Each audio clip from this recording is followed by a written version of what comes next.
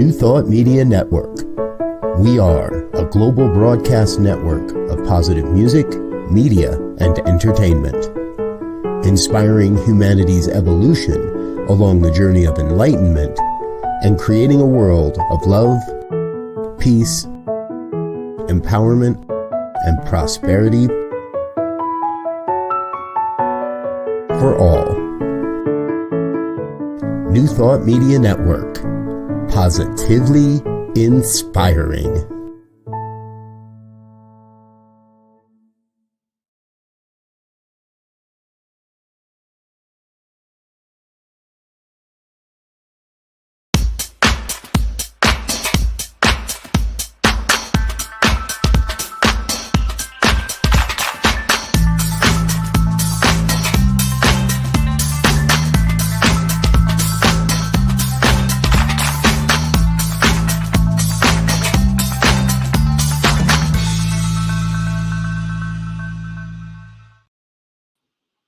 Why, hello there. It's me, yes, me, Bonnie Gonzalez, your doula for grief.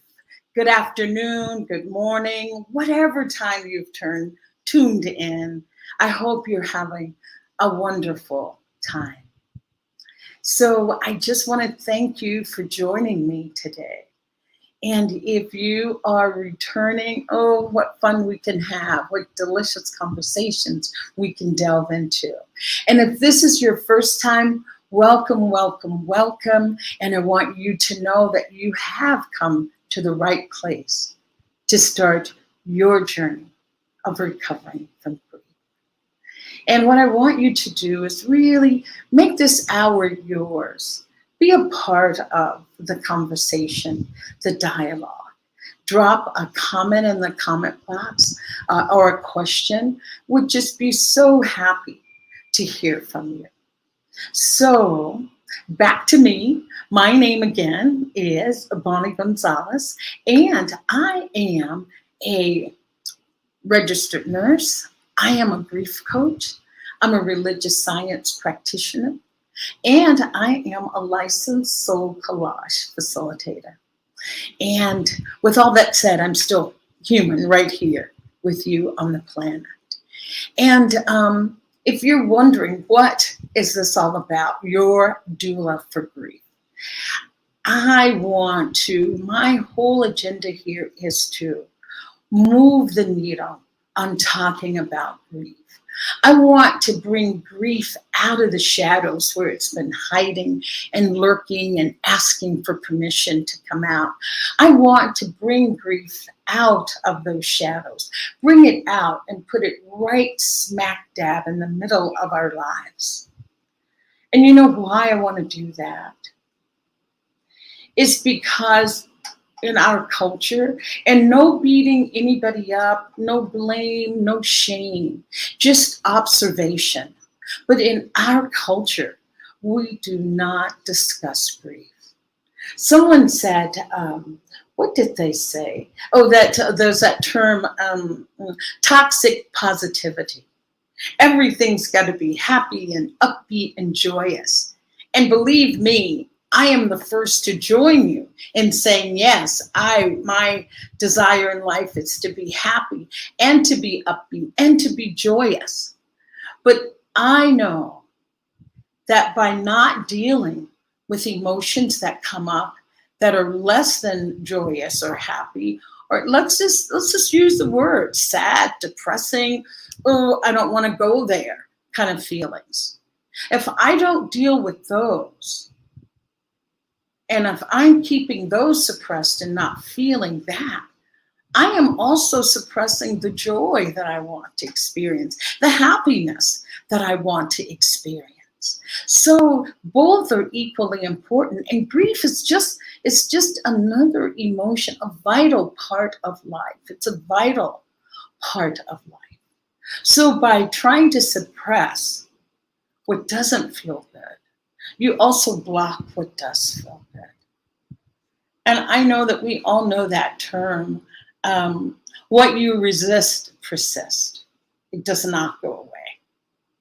And if we're repressing, the angry rage that we feel suppressing it.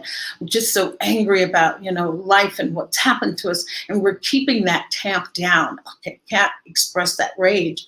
Then you wind up, blowing up at the grocery store because the bagger didn't put your spaghetti on top of the bag the way you like it. And suddenly you're ballistic and just, bursting out, acting out.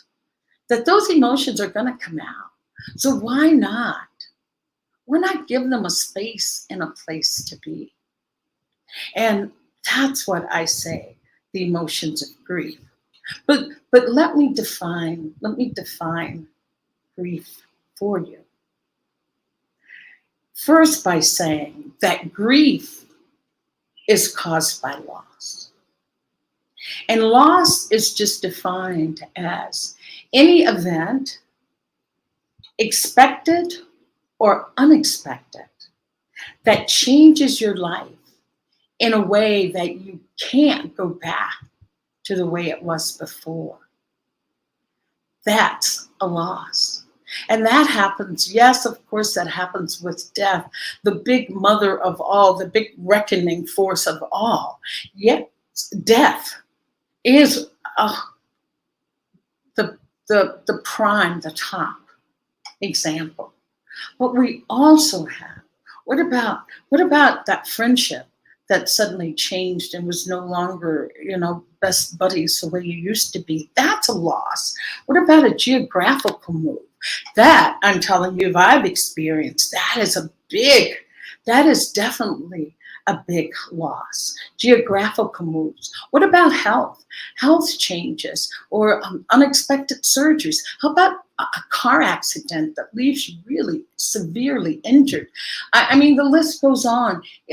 Aging, puberty, a graduation, a job promotion, a job loss. We could just go on and on with the losses.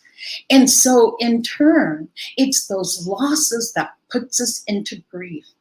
And grief is defined as natural emotions that we experience related to loss. Sadness, anger, deep disappointment, sadness that just lingers. Yes, that is grief. That is grief. And the beautiful thing, though, about sitting with these emotions that come up is that grief has transformative powers. Grief has healing powers. Just to think about it, think about being in that deep sadness, being in that state of anger. If you can lean into that, if you can lean into those emotions, and by leaning in, this is what I mean when people say lean in. It was like lean in. It's like, yes, lean in. When I say lean in, it's like whatever it is that you're feeling, allow yourself to feel it. If you can only allow yourself to feel it for a minute today, maybe tomorrow you can allow it to be for 2 minutes. Maybe you can acknowledge it by Saturday for a full 5 minutes. You will notice the more that you can allow it, the more that you can address it, the more the less energy it has, the less intensity it has. It's like little by little, yes, it starts to get less and less and less. That it's not overwhelming like you were afraid it would be. Like it didn't take you under. Like you didn't drown in that state of sadness that you thought, if I allow myself to go to sadness, then I am just going to be, oh my goodness, submerged underwater, never to be seen or heard from again. So that is the gift of that. That is the gift of being able to lean into it, that you start to feel like, wow, yes, that is not as scary as I thought. That did not take me away like I thought. That, yes, wow, yes, okay, I can breathe through that. And sometimes the way to really be with emotions, if you find yourself, first of all, not having someone to talk to, no place to go with it, then I do say, reach out for professional help. You know, I'm here, I'm a grief coach. There are psychologists, psychiatrists, there are support groups. There is just, there are so many avenues. There's so many available options to you to be able to talk about what it is that you feel. So just knowing that is how you start. That is where you start with grief. And I'm sure if you've watched the movie before, you know what I say. That grief needs to be validated. Yes, you need someone to say, yes, I hear you. Yes, that must be hard. You need someone that hears you. That grief needs to be heard. Grief needs to be validated. Saying yes, as I said, yes, that must be hard. That must be difficult. That's really painful. My goodness, I can't imagine having gone through that. And then grief needs to be shared. And we'll talk about some forms of grief that really sets up to be shared. And we'll do that. We'll probably have a break and come back to that. But what I'm saying is that grief needs to be validated. Grief needs to be heard, and grief needs to be shared. And so with those things, that is how we start to move through this grief and start to move through to find that the transformative powers of grief. Yes, transformative power of grief. And when I say that about transformative powers, there are so many guests that I have had on the show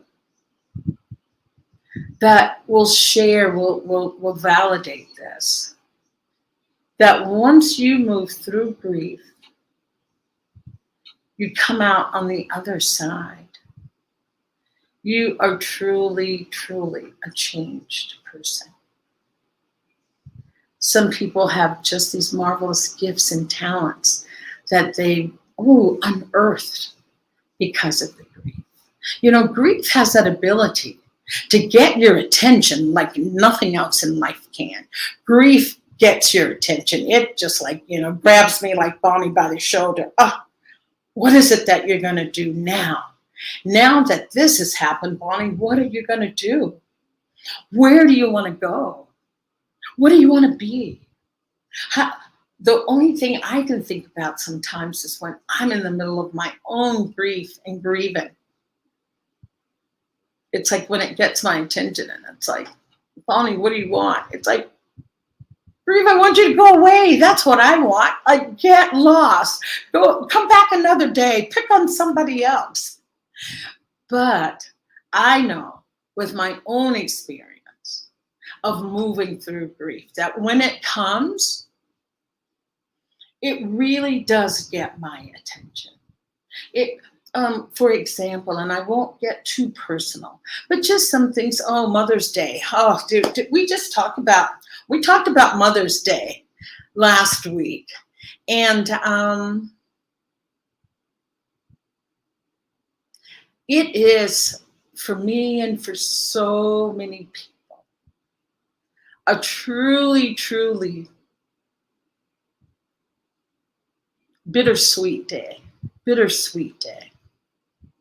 You know, I lost my mom, it's been seven years ago, which isn't that long ago when you consider how old I am. I had my mom for a super long time. But still, yesterday, my niece was so sweet and sent to me a picture of me, my mom, and my sister. And my sister is also transitioned. And it was like, oh my God, it was such just looking at that picture, it was just taken in a happy moment. And it was like, grief just like said, here I am. And in that moment, I thought, I want these two beautiful women back. I want these two beautiful, my mother and my sister back. I want that right now. I want that. But I allowed myself to look at that picture and just to feel what came up, just to feel it, just to allow it to be. And for me in that moment, yes, it was sad. But yeah, I know this probably is an oxymoron, but it was a good sad. It was a sad that talks about that part of grief, that grief is just love with nowhere to go. Or this one I like even more.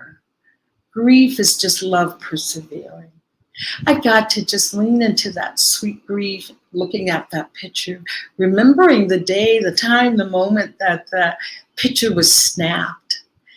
And it's like, yes, I was truly sad. And it's like, what did I want? Yes, I wanted them both to come back.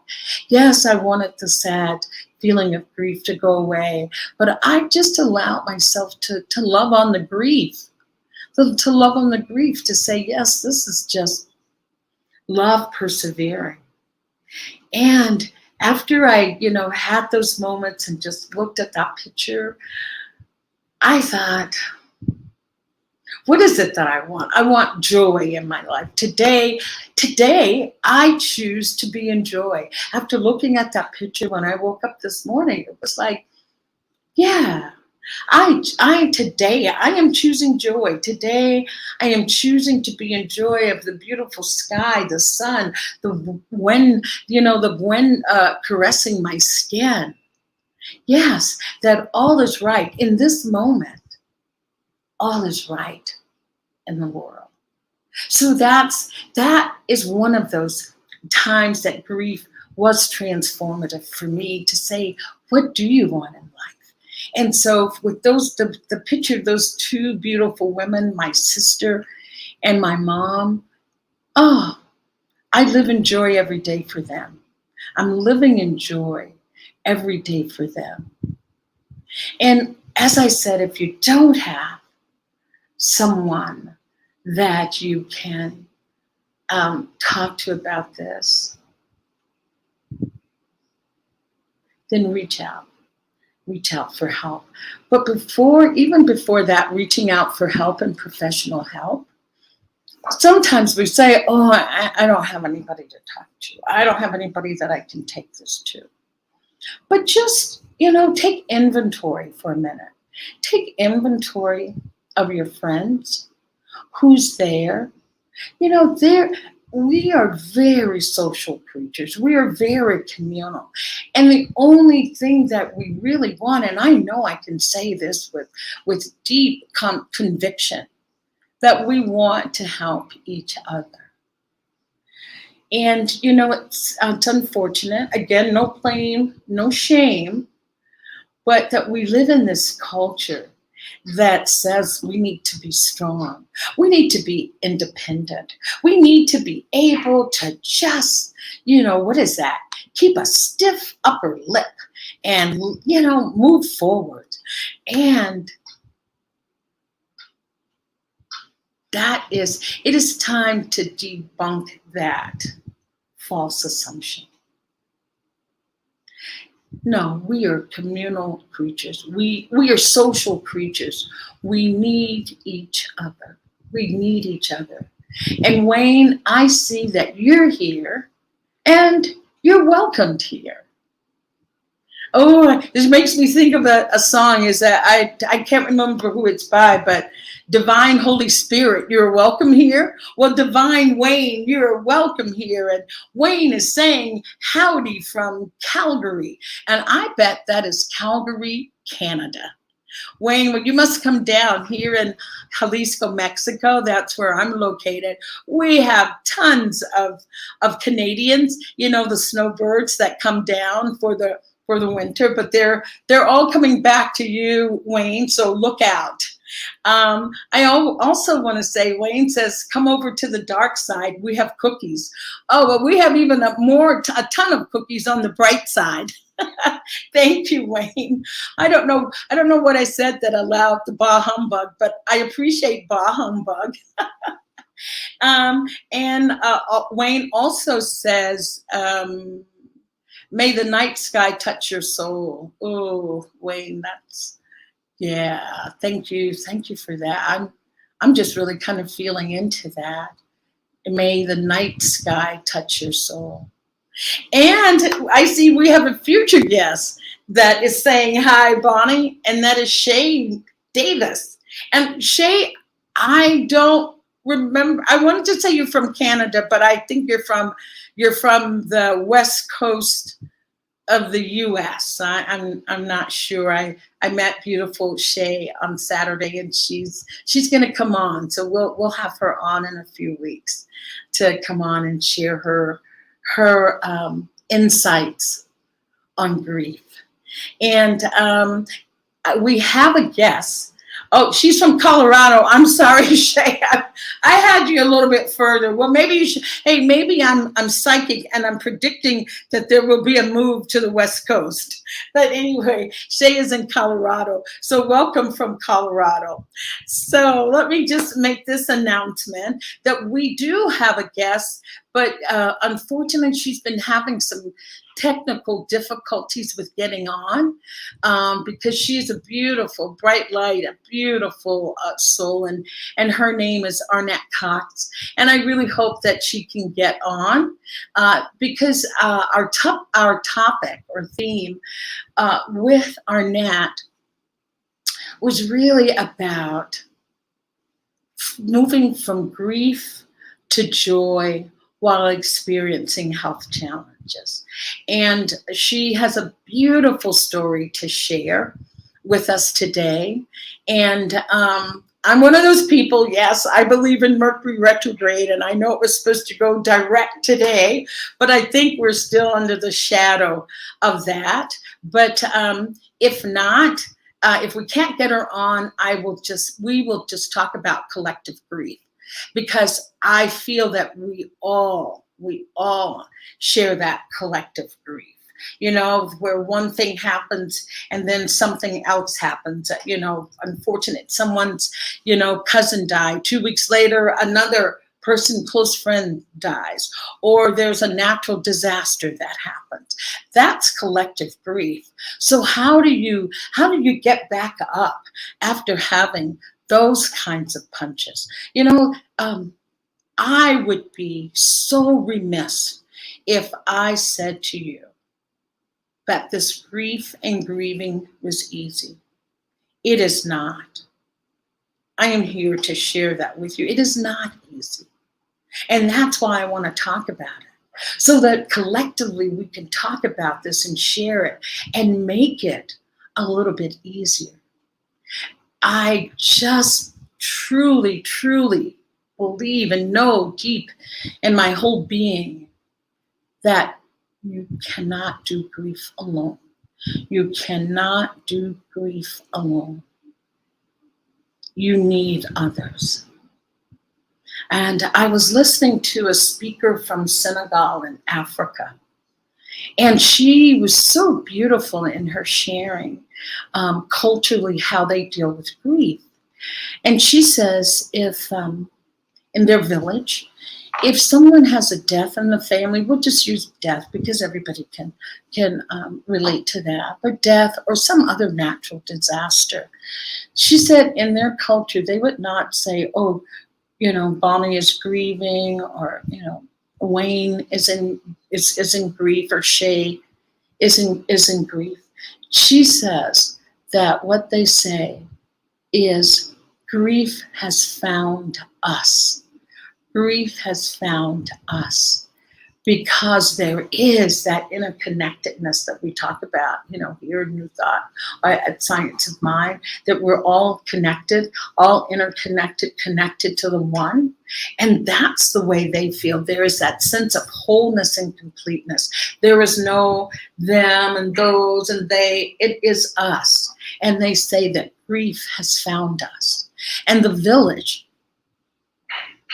embraces whatever family has had the tragedy, that they're all there claiming that grief as their own. And I just thought that was so, so beautiful, and thinking, wow, one day I know that it can be that way again here in our own culture, because I am sure that my talking about grief is allowing other people to start talking about grief.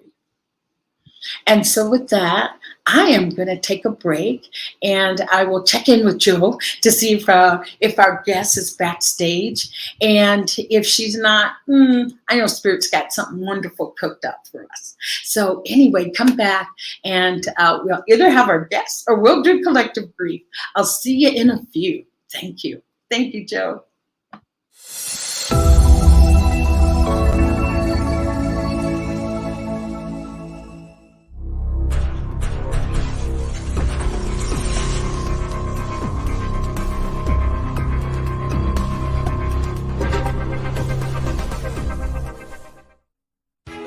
New Thought Radio, music from all your favorite New Thought artists. From Jamie Lula, Karen Drucker, Gary Lynn Floyd, Ricky Byers, Daniel Nahmod, Eddie Watkins Jr., and many, many more. 24/7 New Thought Radio. Positively inspiring.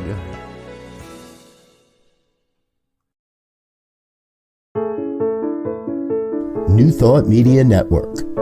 We are a global broadcast network of positive music, media, and entertainment, inspiring humanity's evolution along the journey of enlightenment and creating a world of love, peace, empowerment, and prosperity for all. New Thought Media Network. Positively inspiring.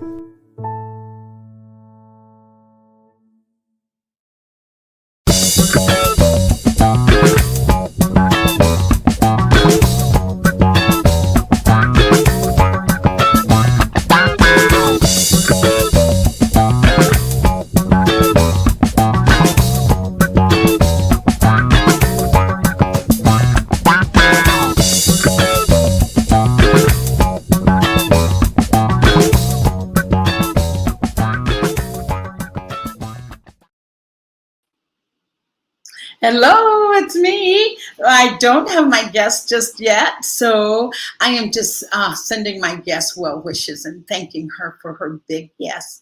So Arnette, if you can come back at any time, if you can log on at any time, we'll bring you into the show. So anyway, back to our subject of grief.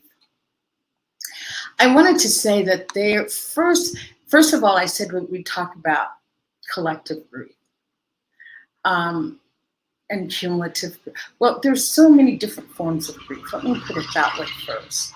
There's something called anticipatory grief. And that happens when you know that a loss is coming, that it's coming. We'll take, for example, maybe you're going to move. You're going to be moving across the country. And there's that anticipatory grief that you're going to be leaving behind friends. And I will say this, I'll use myself as a personal example. And sure, some of you know my story. In 2020, we were just living a wonderful, happy life, and the pandemic came. And then suddenly we had to move. We had to relocate. And it was the middle of the pandemic. And I just got this in the middle of the night, a voice from the divine that came down and said, we were living in California. This voice said, okay, Bonnie, give everything away. Move to Ireland. I have a daughter in Ireland. Move to Ireland. You'll be very happy there. And it was so clear. And I, woke my husband up and I said, Tito, how would you like to move to Ireland? And he's like, oh, yes, yes, baby, let's do it. So this was in June, and we finally moved in September to Ireland. But during the time of, giving everything away, knowing that that there would be friends that I wouldn't see, and maybe some friendships would be lost. Going to unknown, not knowing where a grocery store is, not having your friends that you can run out and have coffee with, all that, just that anticipation of leaving behind your known life. And I was happy with my life. It wasn't because I was leaving it because, I don't want, to be in California anymore. That wasn't it. And so there's that type of anticipatory grief. And that was difficult to move through, but I'll talk about some things that I did, or some things that you can do as you're moving through any type of these forms of grief. The other one is collective grief.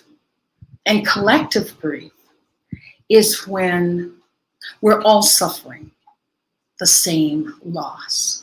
Be it like a natural disaster, like when we heard about those earthquakes, what was that, Syria and Turkey, and oh my goodness, so many loss of lives. And, we have television now that allows us to see what's going on the far side of the world. There's the war in the Ukraine that we get to bear witness to. That's accumulative. That affects us all. That war, natural disasters, and horrific incidences that we hear about, different mass shootings, and we all are touched by those things.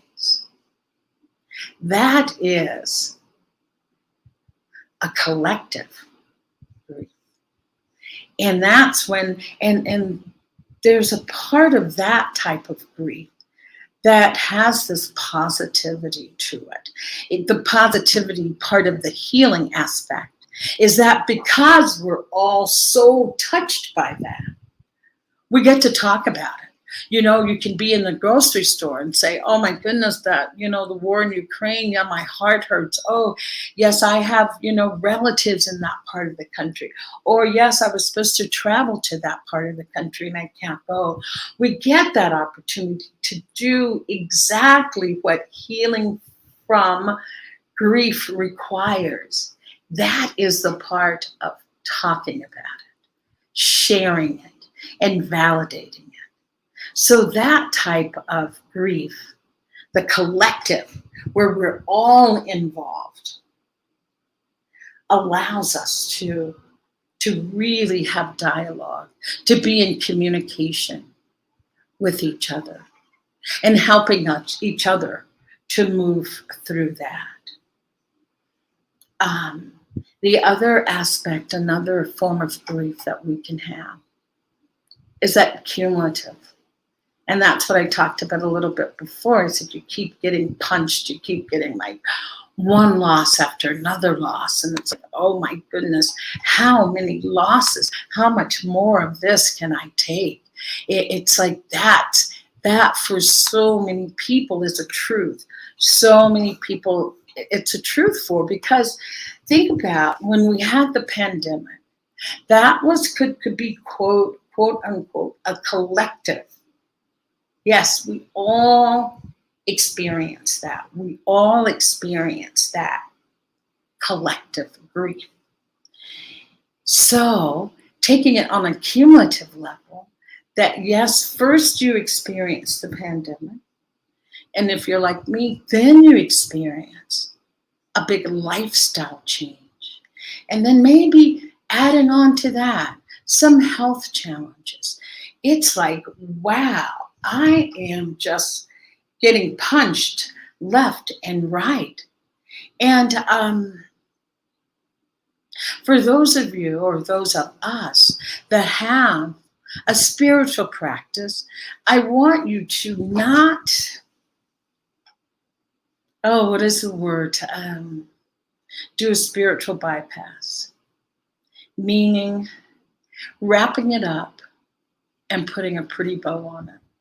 Yep. Oh, that's life. That's life. Your reward comes later and it's all well. Yep. Yes, this is it. Yes, this is life. And then there's something good on the other side of this. Yeah, there's something good on the other side of it. Yes. I believe that there is something good on the other side. But what do you do in the meantime? What do you do until you move through to get to the other side?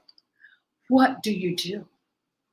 And what I start with this cumulative grief, in saying, first, just start by acknowledging that, yes, it is hard. This is really hard as hell. And know that you can't expect everyone to be where you are. We are all beautiful individuals, and we experience things at our own level of capacity of being able to hold them, embrace them, and keep them, and to be with them. So just the big thing is, especially when it's cumulative and collective, just know that everybody, I believe, is just doing the best they can. And if we can be in acceptance of each other. I have this beautiful armband. I don't have it on today, but it says, "Judge less and love more." And I think that's something we can take even outside of grief, of this love less. Love more, judge less. And I can even use that on my own personal relationships. That's when I love to bring these teachings from grief, bringing them back to my own life, And I want to touch on something that is a truth, that can be a truth, and it's a truth for some and not for all.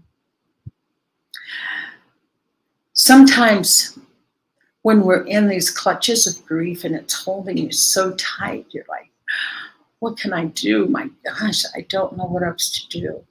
So many people will turn to drugs and alcohol because it's easy, it's there.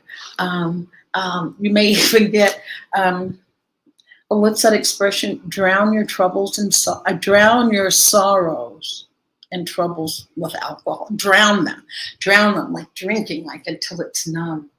Yes, that you could do that. You could do that, but then you have the other problem of dealing with that, substance abuse if that happens. And please, there's no shame around this. No shame. It's just a truth that drugs, alcohol, food, that can be an addiction. Yes, it is. It is definitely a possibility. That it could be drugs, it could be alcohol, it could be sex, it could be shopping. What is that called? Retail therapy. Shop until you drop. Just know, like I said, just know that these are real possibilities. Because I feel that if we know they're top possibilities, then we can be aware versus not having that, oh no, I'm not listening to it. No, awareness. Awareness is the key. Being aware that these things, that these easy devices and crutches are there, that we can latch on to them. And I had a friend who was going through something like that, difficult time. And what she chose to do, and this was her choice. I could understand that sometimes we do need to just get away. And she said, oh, I'm going to go visit my cousin in Philadelphia for a month. And hopefully when I come back, this will be all over. that this situation will be all over. And I can only say you have to do what you need to do to take care of yourself. And this person knew that they were using the escape route to get away from the grief of what was going on. And so they did go away, had a wonderful time. But when they came back, the situation had just compounded itself because she wasn't there. And then was forced to deal with the situation at that point. And so what I say to times like that, I wanted to just give some things that you can do to help move through that. And I was going to say the first things that we can always do, that's maybe easier said than done. But anytime you're going through grief can be exhausting. I mean, really, truly exhausting. There's scientific studies that show that when you are in that initial stage of grief and you get news and you hear things, that 10% of your brain power is being used to really analyze this and store it and put it away in our psyche in a way that we can comprehend it, see how it's affecting your life, that all of that is going on in your mind as you're dealing with the situation. So know that that's what really sets you up to really just be exhausted, to have true exhaustion. Because yes, your brain is working overtime physically, trying to just make sense of what has happened. So I say, make sure you rest. Make sure you can, even if you can't get to bed early, or maybe your day has to start right away. When you get up, it's time to go. But if you could just get up maybe 10 minutes earlier and just sit in a chair and sit in quietude, sit in silence. And if you can't do silence, then sit with some music that's very tranquil and that brings you back to yourself, that connects you back to yourself, which connects you to the divine or whatever your spiritual practice is, that it connects you to that you come back to that. It's something about starting the day with giving time for yourself, with creating time for yourself, giving to yourself first, allows you to have a better energy reserve, a little bit more of an energy reserve as you move throughout the day, because you have taken some time for you. And I say that because I was a registered nurse and I would get up and dash off to work and it was give all day and come home and collapse. But I found that when I could start the day, for me, I got really elaborate or luxurious, and I would give myself 30 minutes in the morning to either write, to journal, meditate, but giving to me, because there is a truth to that about giving from your excess and not from your deficit. So that allowed me, it was something about mine taking care of me first in the morning, just strengthened my reserves, strengthened my ability to move through the day with a lot more patience and a lot more energy without feeling totally depleted. So I say rest can really, really help. And I did, as I was talking about that, just sitting and listening to music. And even if it's not first thing in the morning, maybe if it's on your break at work, maybe it's when you get home before you transition from work to home, you have 10 minutes that you can give to you.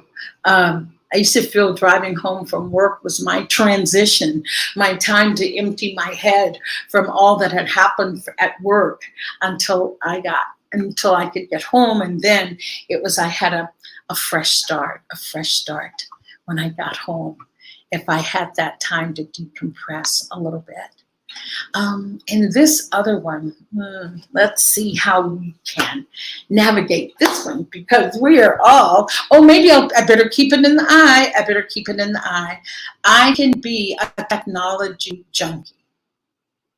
Okay? And I'm not getting any kickbacks from YouTube, even though I have a YouTube channel, Your Doula for Grief. That's my addiction, is YouTube. But really starting to disconnect from our technology somewhat. Even if it's just one evening, you say, okay, Wednesday evenings, when I go home, or when I get home from 6 till 10, there is no screen. There's no computer screen. There's no television screen. There's no cell phone screen. Just doing that maybe 4 hours a week. I just recently met someone that, what did she call it? Her sabbatical, I think, from technology. She took all day on Tuesday. Like, she sent me a text on Monday, say, I'll reconnect with you on Wednesday. Tuesday was her disconnection day. And that just reminded me of that, yeah, disconnect a little bit from our technology. I'm not saying just, stop cold turkey. None of that. But do it with a sense of giving to self. Not that you're denying yourself anything. You're giving yourself a mental rest. You're giving yourself a mental rest from the screen.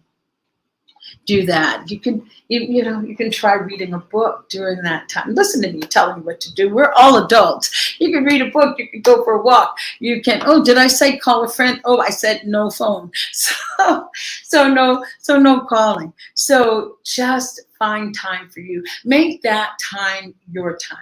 And if you can only start with 30 minutes a week, start with that. Build up to the 4 hours.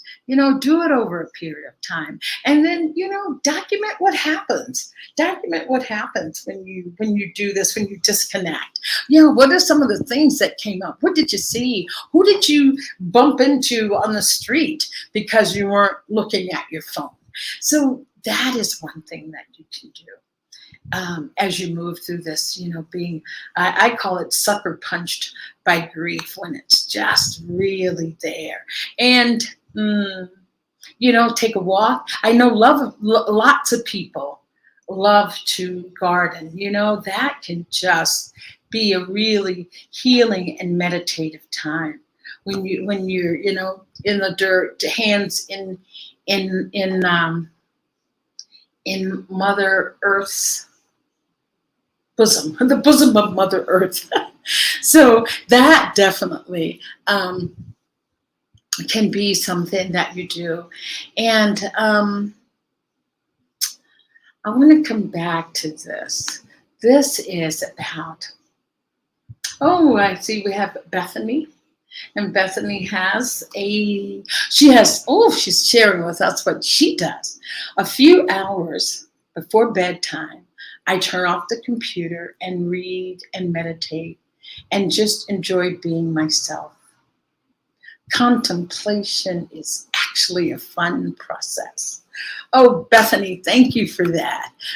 Bethany, I so appreciate that, because what I have found myself doing lately, I am not an early to bed person, Bethany, but I have found this, that I go ahead, I get ready for bed, and like you, I get in bed and I read, or sometimes I have found myself being able to just be with my own thoughts. I've always been guilty of saying that I'm my own best company, that nobody can make me laugh harder than I can make myself laugh, or I love my thoughts. So Bethany, thank you for that. Thank you.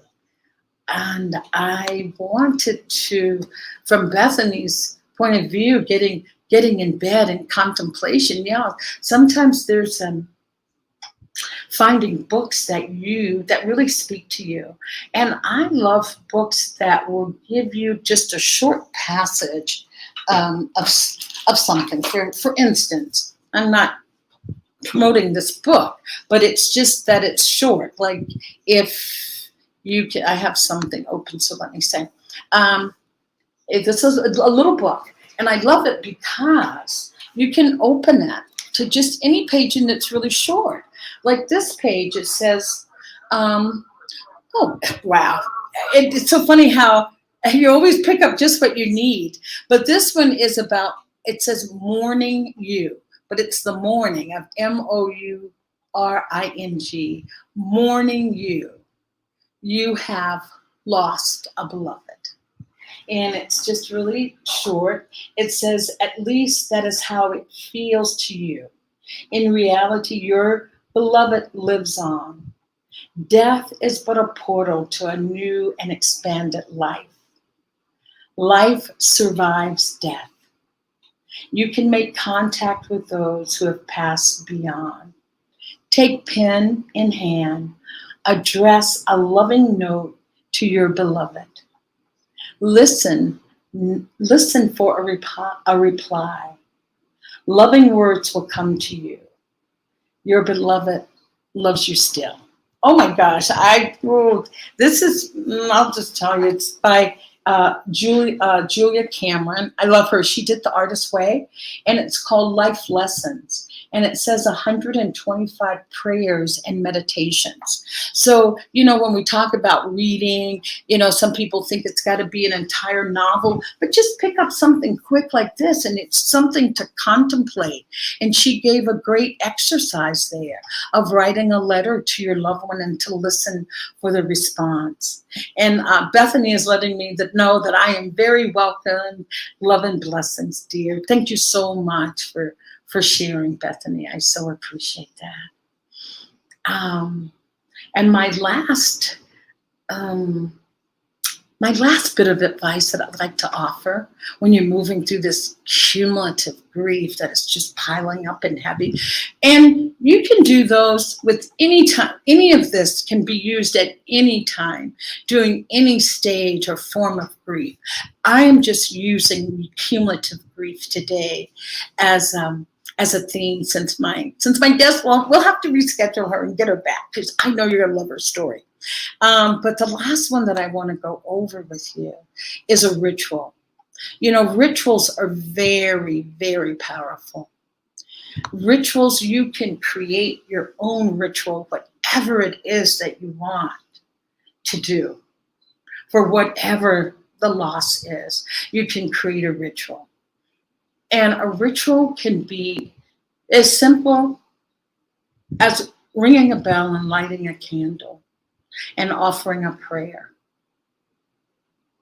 and then snuffing out the candle.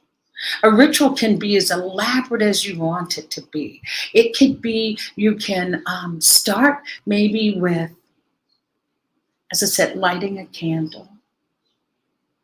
And let me back up a little bit. The ritual can be as simple as creating an altar for whatever it is that you're honoring. And you put on that altar whatever it is that speaks to your heart. If you're grieving the loss of a loved one, you can put a picture of that person there. If it's a loss of a job, you can write something. You can have a writing about that job. Lost my favorite job. Put that on the altar. Have flowers, candles, crystals, whatever. Make it as beautiful as you want. And then have a candle on there. Because I really feel that lighting the candle is lighting the way, showing us the way, taking us out of that dark point, taking us out of the darkness and bringing in the light. So lighting a candle. You can have a special reading that you do. On the altar, you can have water for purification. You can have incense to help purify the air. There's just create the altar, create the ritual in the way that it speaks to you. Read whatever it is that you want to read. Play the music that you want to play as you're doing this ritual, as you're sitting in front of your altar. But just ritual is such a powerful, powerful tool that it has the ability to give us back that sense of control that we feel that we have lost. Suddenly with ritual, when we create a ritual, it gives us that sense of control that is what's missing. You know, grief is really about change, and change is about that loss of control as well. So this gives you back a sense of control when you do this ritual. And I see that Wayne is saying, be the light. Yes, Wayne, be the light. Allow your internal light to shine. And I think to be able to be that light and shine that light, we have to have some way that we feed and nourish our soul. It doesn't happen in a vacuum. So if you have a spiritual practice, hats off to you. If you don't have one, find something that gives you that same sense of solace and connection and sense of deep knowing that a spiritual practice can bring for you. I'm sorry, Wayne has a comment, Joe. I'm sorry, not thermometer, but thermostat. Sheriff, I'm going to take your word for that, Wayne. Okay. So I just want you to have some ways that you can come back to a sense of self. And in all of this, what I'm going to say, I see we're getting close to the hour, but what I want to say in all of this, in all of these tips and things, just be gentle with yourself. Just be so gentle with yourself. Treat yourself, as I say, like a newborn baby. Just being gentle. Like, yes, for today, I will just rest for 5 minutes here on the sofa. Just for today, I won't take too many phone calls. I'll limit, the number of phone calls that I take. So just be gentle with yourself. As I said before, reach out for help. Reach out to your friends. Don't do grief alone. It does not serve you. It wasn't designed that way. It wasn't designed to be done alone. And let's reconnect. Let's get back to our connections. And I know sometimes our lives get busy and we're not with the people that we really want to be, and we're with the people we have to be. But kind of remember that. Am I surrounding myself with people that really allow me to be the best that I can be, that bring out the joy? So just taking that survey as well. And Wayne is saying, be the light of the silvery moon. So be that light. I think what I am going to do is that I am going to close with my favorite. One more thing before I close, though. One of the other things that can always, or can allow us to feel better when we're feeling down, or not so good, doing something for someone else. Volunteer. Call someone that maybe who lives alone, or someone who's lost a loved one. Just reach out. Be kind to someone. Just be kind to someone else. So with that, I am going to close. And as I said, I'm so apologetic that my guest wasn't able to be here, but we'll get that figured out and we'll get her back on the show. And as I said, I thank Arnette Cox for her yes, for her saying yes. And I know that soon we will be having Shay as a guest. So Shay's in the audience. So I am going to close our show today with my favorite poem by Rumi. And my favorite poem is Guest House. This being human is a guest house. Every morning a new arrival. A joy, a depression, a meanness, some momentary awareness comes as an unexpected visitor. Welcome and entertain them all, even if they are a crowd of sorrows who violently sweep your house empty of its furniture. Still, treat each guest honorably. They may be clearing you out for a new delight. The dark thought, the shame, the malice, meet them at the door laughing and invite them in. Be grateful for whoever comes, because each has been sent as a guide from beyond. So thank you, Rumi, and thank each and every one of you for watching today. And I say, look yourself in the mirror today and just ask yourself, what do I need? What do I need? Whatever comes up, give that to yourself. Again, I'm Bonnie Gonzalez, your doula for grief, and I'm a grief coach. If you need grief coaching, reach out. I'm here. Thank you, and until next week, hasta luego.